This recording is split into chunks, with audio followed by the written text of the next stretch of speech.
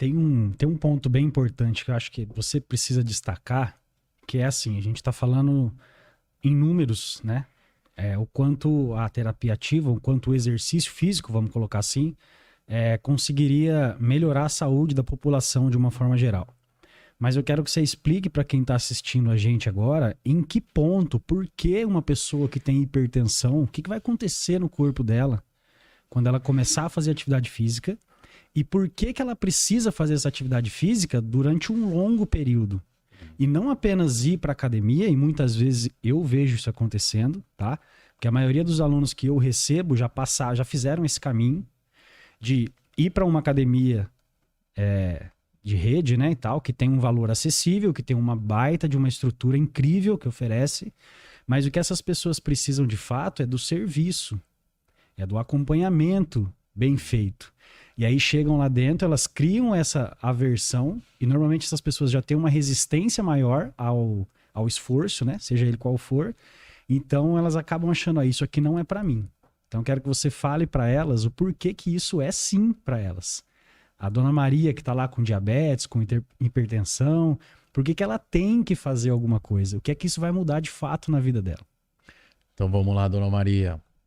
A primeira pergunta que eu faço em consulta é isso, pessoal. Acho isso é fundamental, tá? E a educação física tem muito a contribuir. Esse já é um diferencial da atuação na saúde em relação à atuação em ambiente mais fitness.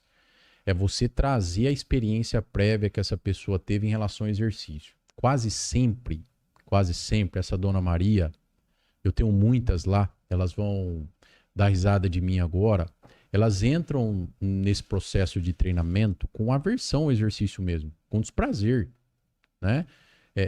Estão ali por um motivo que gera uma motivação, né? Quase sempre ali motivada às vezes pelo médico. Se a senhora não começar a fazer exercício, vai acontecer isso, isso e isso, ela pode vir até a falecer. Aumenta a chance em tantos por cento de infarto do coração. E aí a pessoa chega com esse motivo, tô aqui, professor, mas eu não gosto, né? Eu pergunto isso. Conta um pouquinho para mim, como é que foi esse último ano seu em relação à experiência com o movimento humano? E aí a pessoa começa a falar. Eu não gosto, eu odeio pegar peso, né? A gente sabe que é importante, hein, pessoal? Né? Tem uma aversão grande em ficar deitada, em pegar peso, em suar, em várias situações, né? Sente dor, vem com lombalgia, às vezes vem com hernia de disco, tá tendo ali o desprazer da dor, chega com dificuldade de se movimentar, a expressão corporal não é a mesma. Então a primeira coisa que eu faço é sempre isso, é entender as experiências prévias que essa dona Maria já trouxe.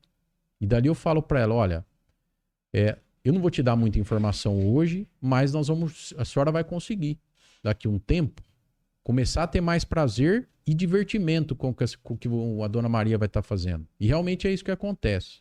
Então, que nem você falou de não desanimar, e eu acho que isso é um recado importante que a gente pode dar com profissionais mais maduros aí dentro da área. Sempre vai ter o local certo, o tipo de exercício certo e a abordagem profissional certa para você se movimentar. Então guarde esse recado. Isso vai ser importante para você. Na verdade, o que a gente busca é que você possa viver a longo prazo com o exercício. Não é uma corrida. A prática do movimento humano, o exercício físico, ela tem que fazer parte da sua rotina. A questão é como te ajudar a elaborar a longo prazo um processo que sustente você fazendo exercício. Esse é o ponto para você dialogar com o profissional que você trabalha. E aí tem várias dificuldades mesmo, e é um processo, né? Uma das barreiras principais, Renan, que a gente encontra pela frente lá muito, eu sempre falo assim, são 3 iniciais, né? Que primeiro é a localização de onde você vai fazer o exercício. Segundo, é o que a gente chama de envolvimento social. E terceiro, a qualidade do profissional. O pessoal acha que é assim, né? Nossa, eu vou pegar um personal bom, gosto daquele professor. É importante? É importante. Mas não é a principal barreira. Então, assim, escolha a localização, de preferência algo que esteja encaixado na sua rotina, porque você tem que pensar nisso a longo prazo, então você precisa gerir isso com o seu tempo, né? Imagina você tendo que... eu tenho pacientes lá que pegam 2 ônibus para virem de um bairro e fazerem exercício comigo em um dos núcleos que eu tenho lá, uma das unidades básicas de saúde. Eu falo para ela assim, ó, eu trabalho com exercício, eu sou atleta, fui ex-atleta, ainda treino 5, 6 vezes por semana, Se eu fosse você, trabalho com exercício há mais de 20 anos. E hoje sou professor na área. Se eu fosse você, eu já tinha desistido. Porque ela pega 2 ônibus, 1 hora, para poder ir lá e fazer o exercício. Ou seja, a localização para ela não é uma barreira tão forte, mas a gente sabe que para a maioria das pessoas vai ser. Então escolha algo que esteja relacionado à sua rotina. Ah, vai pegar as crianças na escola, ou teve um tempo no serviço, ou um determinado horário que encaixou na sua rotina, separe. Eu falo muito isso também, eu tenho essa frase, né? Quando você vai num profissional de saúde, no meu caso aqui, ó, você vai me procurar lá, por exemplo, eu vou te falar assim, a primeira coisa que eu preciso sua não é nem do seu dinheiro, eu preciso do seu tempo. Você está disposta a separar um tempo da sua semana, da sua rotina, para a gente investir em algo? Aí eu vou te ajudar. Se a pessoa não tiver o tempo, a gente busca estratégias para ela tentar achar, mas ela vai ter que investir o tempo dela, não é só o dinheiro. Saúde é tempo. Eu falo isso. Saúde é investimento do seu tempo. Investimento do tempo para uma boa alimentação, que aí, assim, acho que você vai trazer também em futuros podcasts o pessoal da nutrição para falar, né? Você precisa preparo dos alimentos, tem uma série de estratégias, né? Tempo, vai exigir tempo. O exercício é a mesma coisa. Então a primeira barreira é a localização. A segunda é o envolvimento social. É assim, eu e o Renan, nós estamos conversando hoje aqui, acho que se deixar a gente vai conversar a tarde inteira sobre exercício e coisas boas aqui, porque a gente gosta disso. A gente está envolvido socialmente. Então você tem que ir para um lugar que você se sinta bem. Ah, é a praça do lado da sua casa? Ah, é aquele grupo de dança que você tem amizades? Ou seja, envolvimento social, você precisa sentir bem. E aí, Renan, eu falo assim, hoje eu estou estudando muito a neurociência do exercício. O exercício precisa gerar 3 coisas para essa dona Maria. Guarda isso, pessoal. Primeira coisa, sensação de competência. Segundo, sensação de autonomia. E terceiro, o cérebro precisa entender que durante o exercício você está se relacionando bem com os outros. Então imagina um idoso chegando numa low cost aí, ele olha para o lado, ele é um ambiente totalmente aversivo, parece que ele está numa selva com um monte de leão. O cérebro dele não vai entender isso aí, isso não vai gerar adesão a longo prazo. Isso quebra muito a motivação.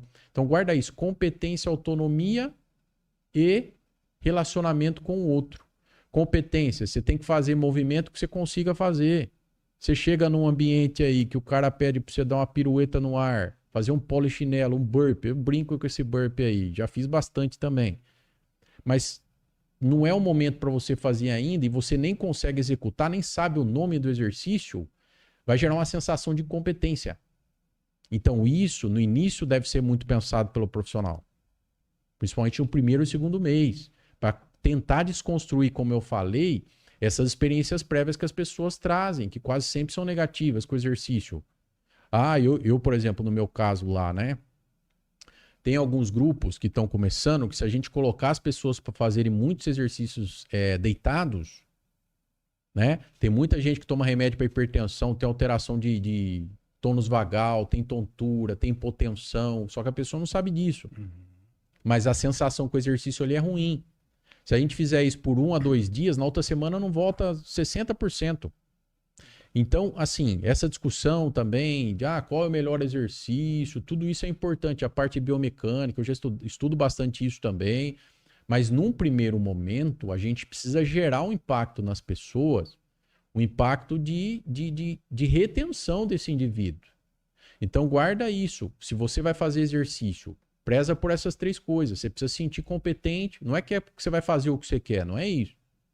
Mas são coisas que são importantes para o seu cérebro para gerar motivação intrínseca. E isso sim vai gerar prazer a longo prazo. É isso que gera o processo de envolvimento a longo prazo com o exercício. Ninguém precisa chegar para o Renan e falar, você precisa fazer exercício, Renan. Faz mais de 20 anos que ele faz. A motivação dele é intrínseca. E não é só estética corporal. Ele entende perfeitamente como o corpo dele vai se sustentar em relação a isso. Então, teoria das necessidades psicológicas básicas. Autonomia, competência e relacionamento com o outro. Se você jogar isso para o ambiente de exercício, aí é uma mágica. É a cola necessária para sustentar a longo prazo o exercício. E para as pessoas que têm patologias, isso é fundamental, né? Mostrar para elas que é possível elas terem isso.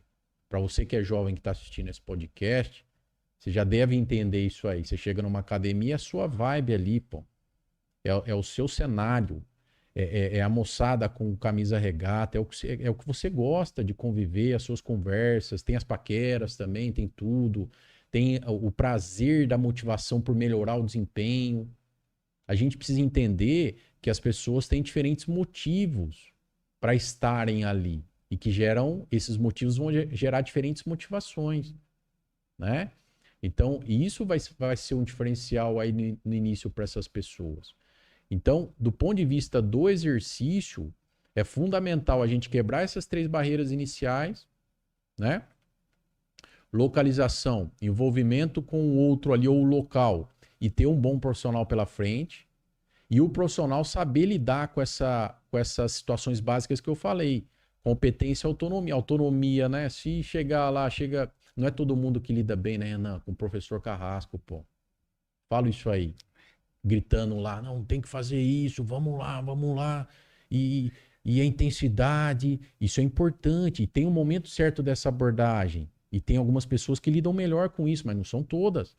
Quando você pega esse público aí com DCNT, 90% opta por professores mais cordiais, mais educados, que acolhem, que não espantam, né?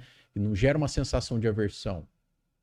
Isso aí é legal a gente falar também, porque quando você está do lado ali cobrando a pessoa, aí entra a ideia você está reforçando a sensação que a pessoa tem com o exercício. É o que a gente chama de pensamento associativo.